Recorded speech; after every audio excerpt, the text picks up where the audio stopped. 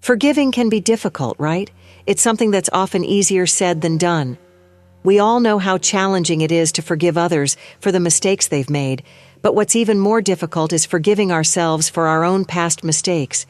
Many of us get stuck in regret, replaying past events over and over, wishing we had acted differently, spoken differently, or made better choices. And when we hold on to these mistakes, we not only hurt ourselves, but also waste valuable time that could be spent on growth and self-improvement. But here's the thing. The Buddha teaches us a powerful way to approach these mistakes, one that can help us not only move on, but also grow from them. Today, we're going to explore how we can deal with the mistakes we've made, learn from them, and find peace within ourselves. The Buddha often spoke of the importance of recognizing a mistake for what it is and dealing with it in a healthy way. One of his teachings goes like this: "It is growth in the training of nobles to recognize a mistake for what it is, to address it properly, and to commit to restraining oneself from repeating it in the future." This is the essence of self-forgiveness and growth.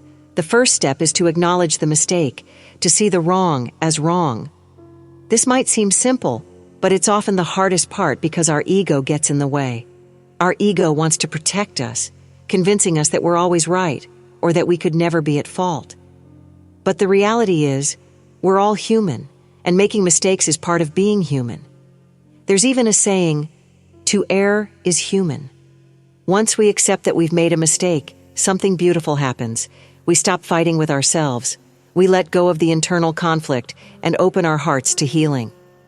As the Buddha said, acceptance is the first step of healing. However, acceptance alone isn't enough. The next step is confession. The Buddha encouraged us to find someone wise and trustworthy, someone who can understand us without judgment, and to share our mistake with them. Confessing our mistakes helps free our mind. It allows us to let go of the guilt and shame we've been holding on to and opens the door to valuable advice and support from those around us. You don't have to carry your burdens alone, and asking for help is not a weakness, it's a strength. Now, after accepting and confessing, the final step is to take right action moving forward. The Buddha emphasized the importance of restraint, to commit to not making the same mistake again. After all, repeating the same mistake 100 times shows no growth, but making different mistakes and learning from them is how we progress. Life is full of challenges, and with every mistake comes an opportunity to learn and grow. Let me share a story that beautifully illustrates this lesson. Once there was a monk who had spent many years in meditation and study, striving to reach enlightenment. However, despite his efforts, he found himself repeatedly making the same mistakes, whether it was losing his temper or falling into doubt.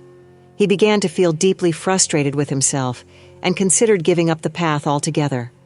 One day, he approached his master and confessed his frustration, saying, "Master, I am a failure.